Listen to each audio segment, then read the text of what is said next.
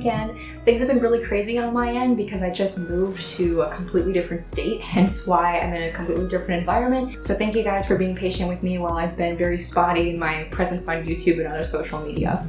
Anyway, here I am on this extremely hot day to let you know that I've been doing lots of client work and digital art in my free time, which means that my eyes have been dying. I don't know about you guys, but like staring at a screen all day really makes my eyes hurt and it gives me a headache after a while. So I'm really thankful for today's sponsor for giving me the opportunity to mess around with some traditional art materials and let my eyes take a break, as well as pay for all of my IKEA furniture purchases. So anyway, just letting you know this video is sponsored, but it is not going to be a 20-minute long ad, I promise. I just have to let you know because that's the responsible thing to do. Anyway, today I did a gouache painting and a color pencil sketch using a whole bunch of different supplies, and I'm looking forward to telling you guys about it. So stick around, watch, listen, and let's have a good time. So starting off, we have the Artas pack of 72 colored pencils Expert.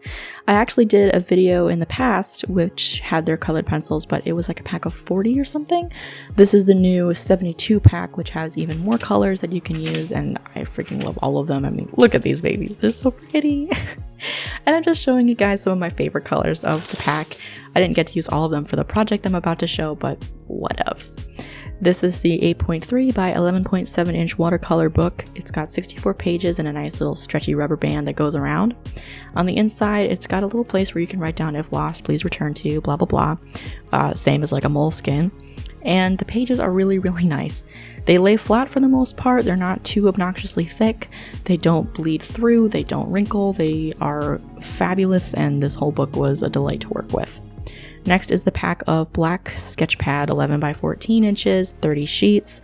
The pigment is like really nice and dark. It works really well with colored pencils or any dry media, and it's got spiral bound at the top. Then we have the pack of 60 gouache colors. Artas is a master at creating as many colors as physically possible.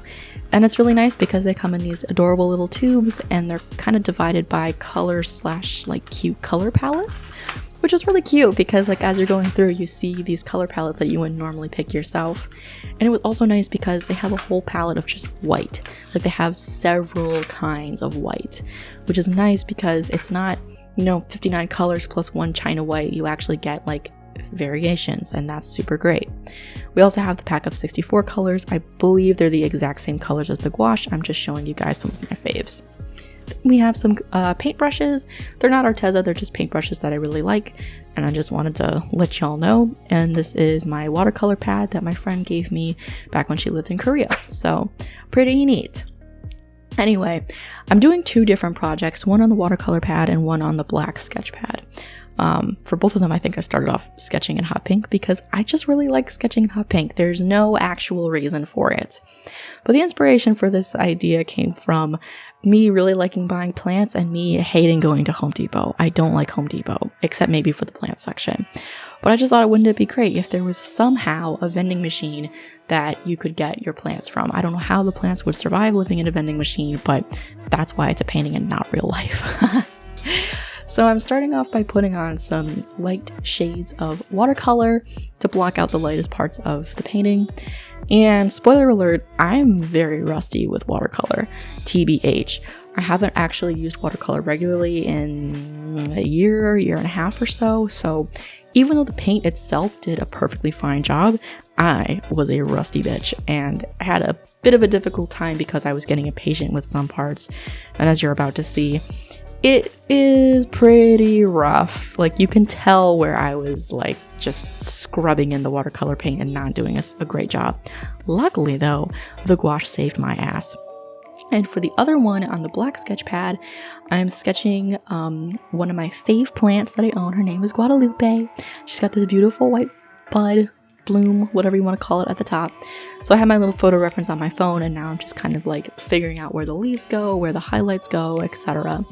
Working on black paper was kind of weird. I've used it a few times in the past. Actually, I gotta say, this whole thing from Artas was a kind of a fun, weird experience because almost everything they wanted to send me, I was like, oh yikes, I haven't used that in a really long time. But it was fun trying different things and getting out of my comfort zone a little bit. So working on the black paper was definitely a little bit of a challenge, but it was also really fun to use.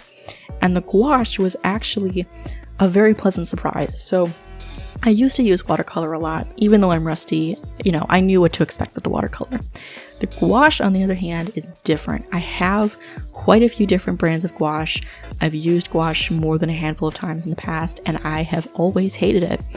I don't know, perhaps it's my palette.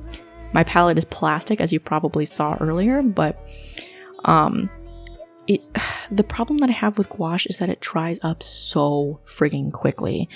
I don't know if I'm doing something wrong. It's possible I'm doing something wrong.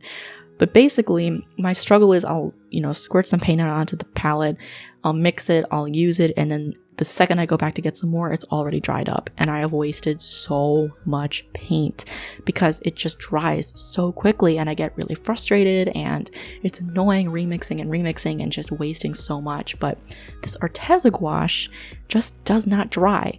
So I don't have a ceramic palette, but even on the plastic palette, the paint stayed nice, gooey, and fresh the entire time I was working, and I was working for several hours on this painting. So that was absolutely freaking amazing. And then the other bonus is, it's 60 freaking colors. You're not wasting your time mixing and remixing stuff or wasting paint by mixing things. They pretty much have every color in the book that you want. So I was able to work with significantly more efficiency than if I was using the gouache paint that I actually do have. And for any of you wondering, I believe the brands that I have are like Winsor Newton, Utrecht. I want to say one of them starts with an L. I don't remember, but I have many different kinds.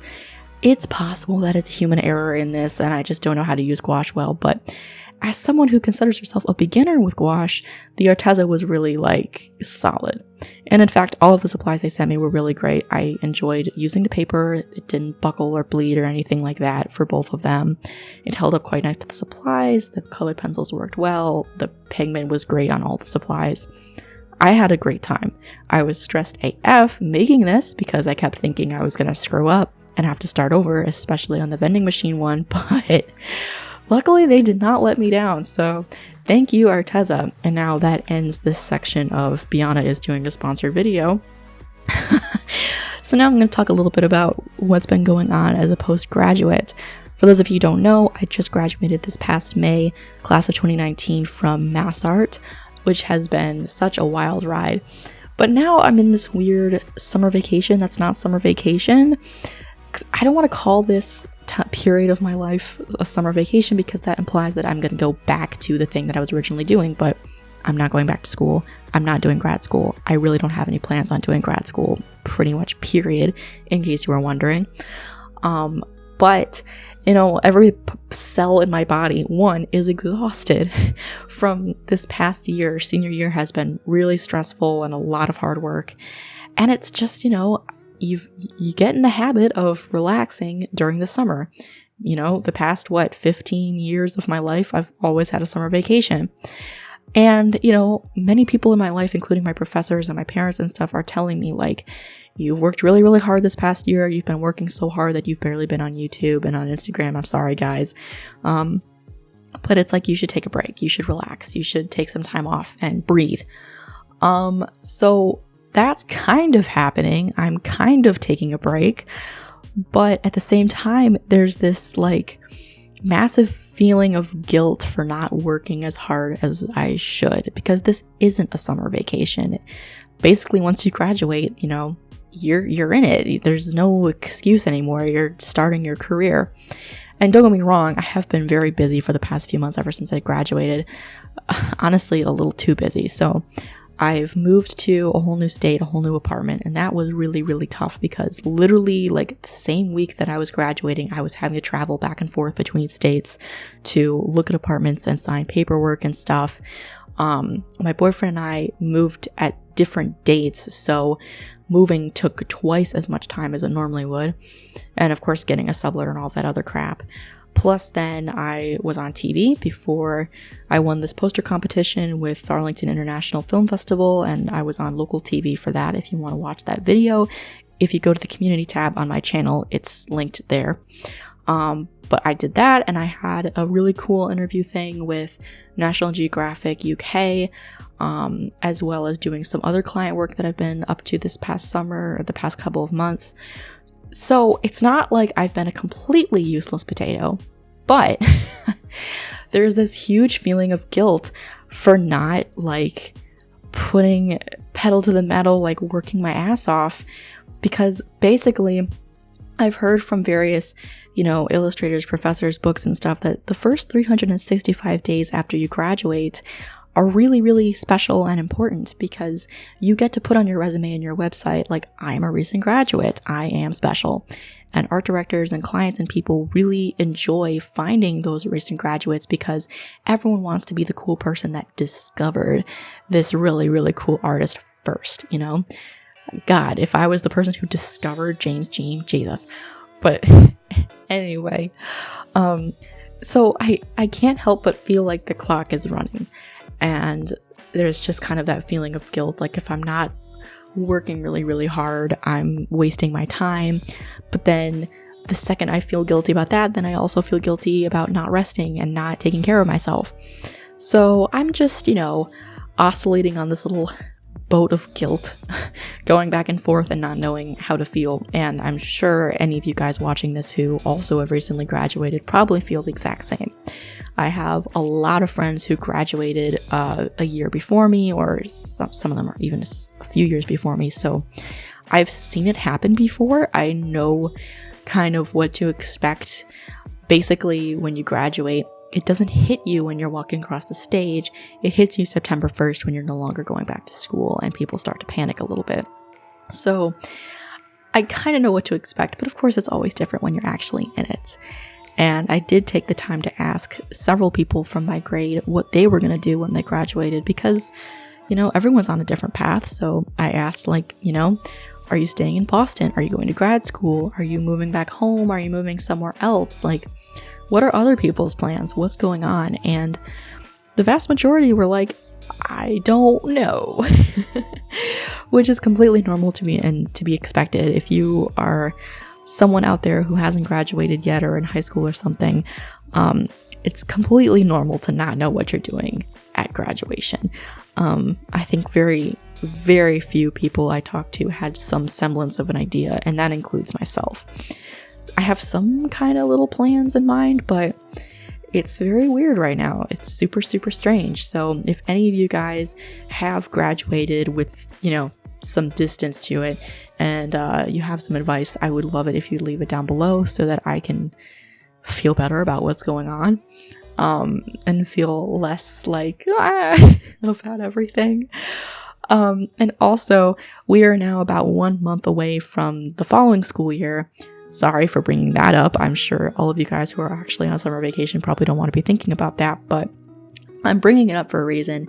If any of you guys who are about to start art school or are going back to school or whatever, if there's anything that you guys want to know, tutorial-wise or whatever, please let me know down in the comment section because I'm trying to get back on a regular schedule, posting every single week, basically starting this week.